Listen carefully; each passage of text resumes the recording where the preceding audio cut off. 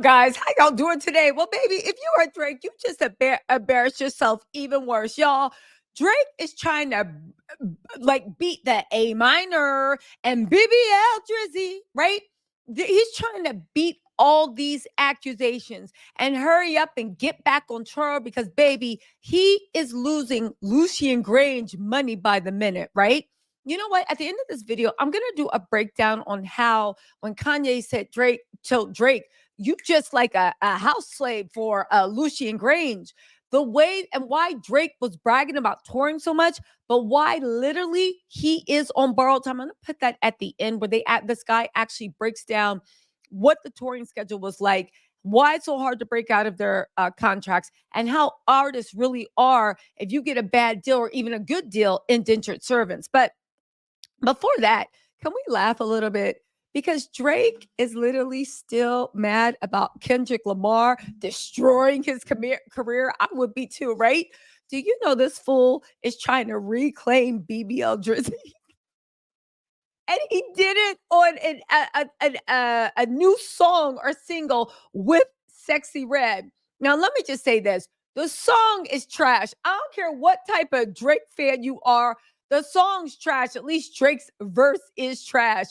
And it literally exposed a lot of things. Drake is nothing but an industry puppet. After hearing this song, I really do believe the fact that Drake is nothing but a paid actor that they found to literally colonialize different types of rap. But before we get into that, because the story is actually pretty good, right? We need to talk about this clip. It's called You Are My Everything. He tries to reclaim BBL Drizzy by saying, yeah, they call me BBL Drizzy. I'm the one girls run to when they want a BBL. I pay for the best BBLs. To which everybody was just like, see, Drake, I don't know how it is in Canada. So let me explain America. And you know what? Let's go a little deeper. I'm going to do you a solid and explain Black American culture, but this is for American and Black American culture. We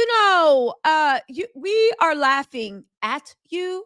So much like the lunchroom, people like to say Americans are uncouth and bullies. Much like in the lunchroom where everybody is laughing at you, that is not the time to join in on the joke and try to reclaim it.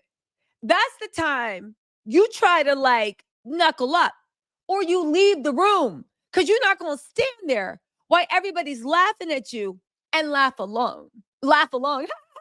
Yeah, I am BBL Drizzy. I got the best BBL. No, that means I buy the best BBLs.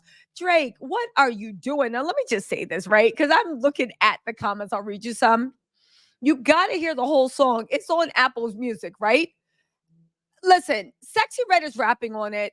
To put it into context, I do believe that there is some conspiracy with Lucian Grange and UMG that they love modern day minstrel shows in the fact that Tekashi 6ix9ine was Lucian Grange's pet. Sexy Red came out of nowhere. And yeah, I get it. You know, she fun, she this and that.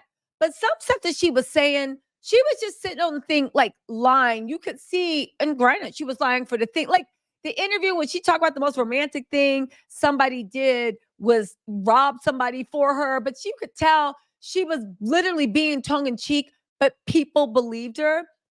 Lucian Grange likes to promote debauchery, and he hooked up Drake, which is his pet, and Sexy Red, which is his pet too. Remember when Academics, who once again was going up for Diddy and Drake, UMG, and he had the nerve to say that Sexy Red was the best female rapper alive. Now, listen, no shade to Sexy Red. She does what she does. But to say somebody is the best female rapper alive because she's so real and so true and is good because she don't front like other women. She tell you what it is. Sexy Red, she might be your taste, she might not. But it's a lot to say that someone that hasn't even been out for a year is the best female rapper alive. But let's get into this, right? Lucian Grange, again, is known for creating these minstrel acts. Again, Tekashi 6ix9ine was one of his pet projects, and wasn't Tekashi 6ix9ine super, super tight with Academics, right? I'm just saying. Again, Drake needs to and get this. He tried to do it over the Metro Boomin beat. You know, they didn't even get Metro Boomin any credits on the song. People said, oh, you know, this is fake rap beat. Metro cleared the sample for Drake to use. He did not. Drake didn't even put Metro on the credits. He just took it because his rich baby daddy owns half of the music thing. And if they want to take a if they were going to take a beat, they could take a beat. Listen, hold on a second. Anyway, let's get back on point, right? Drake ain't gonna be able to reclaim that song or beat. Because part of why it was so popular is because everybody was mocking him. He had 17-year-olds in Asia riding that beat better than he does, by the way, mocking him. What? Listen, this, and also the 17-year-olds everywhere did it better than him. So technically, he's lost to them down too, y'all. Listen, when I heard this, I said, did Drake fire his ghostwriters or they quit out of embarrassment? And last thing I do want to say, and this ain't no respect to Sexy Red, but is Sexy Red all you have left out?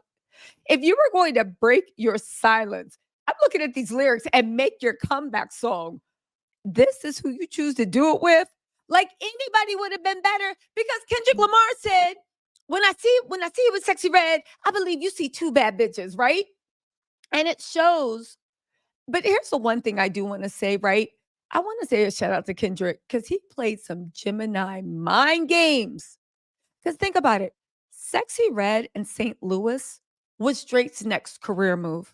If you guys don't know who Shmino is, right? S-M-I-N, Smino, yeah, S-M-I-N-O. Go Google him. He is a St. Louis rap. He's doing it right now, right? St. Louis, you know the guy that sings $1 Million Baby. Wanna make it so. The $1 Million Baby, that song that's like blowing up, right? He's from St. Louis. St. Louis is the next area of America, the Black culture that's about to blow up for the sound. Drake, or should I actually say, I'll get back to that. Universal Music Group identified that as a sound. Sexy Red is from St. Louis. Jim, think about Kendrick's mind games, right? Okay. That was Drake's next colony to colonize. It was his next career metamorphosis, if you want to listen to that. But even Kendrick took that away. Because think about it, because he literally pointed out for being a colonizer, Shmino is who Drake stole his whole style, the new hairstyle, the dressing, the mannerisms, everything. He co-opted Shmino. Drake is a character actor. He is a method actor. I believe the record label says, colonize this. And he watches tapes after tapes. And then much like Al Pacino would do, he walks out on stage and he becomes that person. Okay. But because Kendrick called him out on being a colonizer and said he was about to do stuff with Sexy Red, he can't actually collaborate and steal the St. Louis flow without looking like a colonizer. And think about it. They now don't have time to rebrand because Drake's been listen, he spent all last year perfecting his St. Louis cosplay. Didn't he? Did he not? Look at these lyrics. So everything he releases right now is going to sound corny, and he hasn't identified another Black culture somewhere in America on this earth to colonize. He looks so dumb thanks to Kendrick, and he's scrambling for a new game plan. Honestly, I will say this, and I've heard this from a lot of people.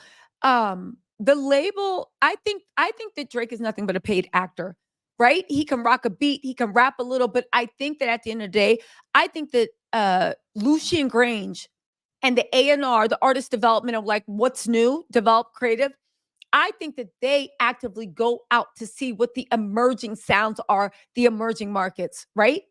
And I think that the label finds the emerging markets, shows Drake who to work with, who to mimic, who to copy, so they can like just put you in there, and Drake just follows along, and he does it. And when you want to know why he does it, watch this video, the TikTok at the end to explain. Because they just need someone, anybody, to get you in to fill seats so they can really make their money. The video at the end will explain. It's just a short one. Because once I heard this Red song, and even like his weak diss, you can't tell me that Drake has that much of an ear for music to put out that mess. It doesn't make sense, right? Again, St. Louis was tapped to be next. The record industry knows the sounds a year in advance that they're going to be pushing out. Drake was the one to do it because he has this world name. He can push the sound. Plus, they own him, right? This shows to me that he actually does have financial and other obligations to Lucian Grange. And I doubt that Drake can even take a break or go quiet for the summer, even if he wanted to. But he needs to because, baby, this is bad. I'm now questioning, and I want you guys to go listen to that song. Question how much control Drake has over his music because these lyrics, because that verse doesn't even sound like it was made to go with the Sexy Red song. Like it was someone else that decided this is where they were going to place the verse. Clearly, either that or somebody hates him. And I'm not talking about half of America. Y'all, listen, I don't know what is going on. I know that Drake played himself with everything, but you know what? Watch this video and then I'll see y'all. Listen, let me know what you think in the comments. I'll talk to y'all later. Bye.